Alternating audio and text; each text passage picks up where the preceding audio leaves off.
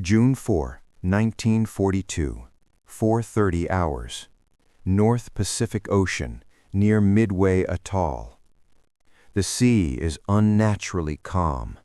Steel decks sweat under a pale, uncertain dawn. On the flight deck of Akagi, deck crews move with rehearsed silence, boots thudding softly against metal still warm from the night. The smell of fuel hangs low, sharp and oily, mixing with salt air and tension. Engines cough, then settle into a steady growl. Somewhere below, torpedoes are locked into place by hands that have done this 100 times before. Admiral Chuichi Nagumo stands near the bridge, binoculars raised, eyes fixed on the horizon. He expects resistance. He does not expect surprise. Far above, the sky begins to bruise with streaks of orange and gray.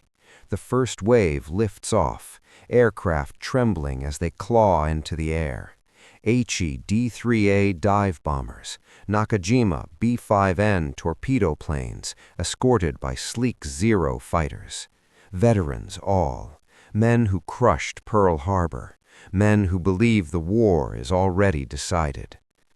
Below decks, radios crackle, reports form, fragment, vanish. Midway is still there, still defiant. Thousands of miles away, unseen and unheard, other engines warm. American pilots sit sweating in cramped cockpits aboard Enterprise and Yorktown, unaware that history has already begun to pivot. For now, the Japanese carriers move like gods across empty water, confident, untouched. Above them, the sky remains silent. For the moment. The radios begin whispering before they begin shouting. In a dim, airless room beneath the decks of USS Enterprise, headphones press hard against young ears. Fingers hover over typewriter keys. Sweat trickles down spines despite the cold steel surrounding them. The men here will never see the enemy, never smell cordite or burning fuel. Yet what they hear will decide who lives. Broken phrases, repeated patterns, a familiar designation appears again and again. AF, AF, AF. Commander Joseph Rochefort leans forward, eyes narrowed. Weeks of sleepless nights collapse into a single moment of clarity. Midway. It has always been Midway. The Japanese are coming back to finish what Pearl Harbor began. Now, in the early hours of June 4th, confirmation pours in like a rising tide. Japanese carriers, multiple groups, exact bearings, exact timing. Above deck, engines roar to life. Grumman F-4F Wildcats taxi forward, wings trembling. Douglas SBD Dauntless dive bombers follow, heavy with armor-piercing bombs.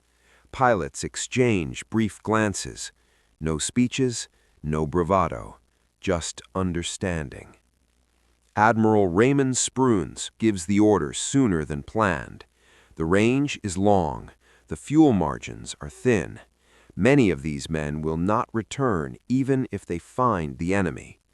They launch anyway. In scattered formations, American squadrons disappear into the vast Pacific sky, flying toward coordinates that may already be wrong.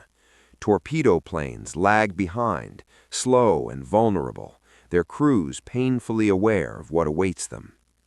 Somewhere ahead, 4 Japanese carriers turn into the wind, decks cluttered with aircraft being rearmed and refueled.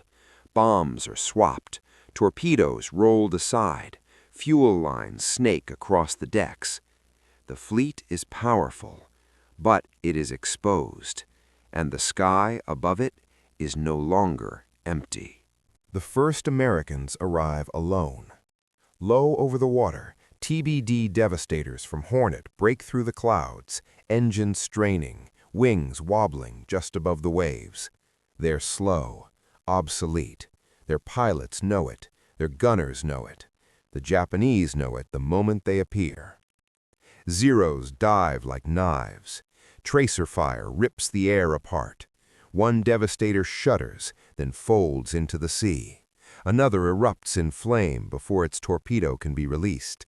Radio calls dissolve into screams, then silence. Pilots push forward anyway, flying straight into a wall of death, holding their course far longer than reason allows. They do not score a single hit, but they change everything. Japanese combat air patrols are dragged downward, chasing the torpedo planes to wave-top height.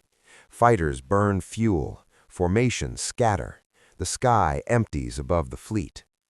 On the carrier decks below, chaos grows. Returning aircraft circle, unable to land. Fuel hoses remain connected, bombs sit armed. Planes are pushed, turned, repositioned, decks cluttered with lethal potential. Nagumo hesitates. Reports conflict. An American carrier sighting, then doubt, then confirmation. Orders reverse. Weapons are changed again. Minutes slip away, heavy and unforgiving. Above, unseen, American dive bombers have finally found the fleet. They circle in the sun, waiting. The sea below glitters peacefully, betraying nothing. The Japanese carriers steam on, unaware that death is already falling toward them. Straight down. 10:22 hours. The sky breaks open. From high altitude, SBD Dauntless dive bombers tip forward and fall, screaming toward the Japanese fleet. Sirens wail as pilots push their noses straight down, the ocean spinning violently in their windscreens. Anti-aircraft guns open fire too late, black bursts tearing uselessly through empty air. Akagi first. A single bomb punches through the flight deck, detonating among fueled aircraft and armed torpedoes. Fire races across the carrier like spilled gasoline meeting a match. Men vanish in orange light. Kaga next. 3 bombs strike in rapid succession. Elevators explode upward. Planes flip, wings snapping, engines igniting.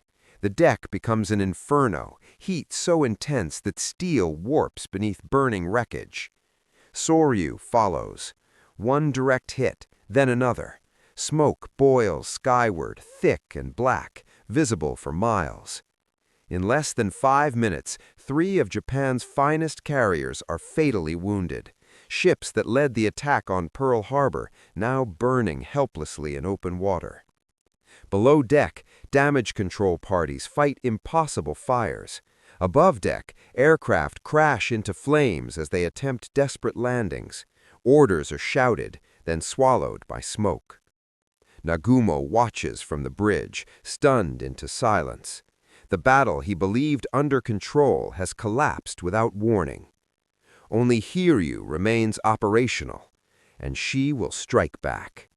Her aircraft lift off into a sky now filled with smoke and fury, carrying the last hope of the Imperial Navy toward the American carriers. The Pacific War is no longer advancing in one direction. It is tearing itself apart. Late afternoon.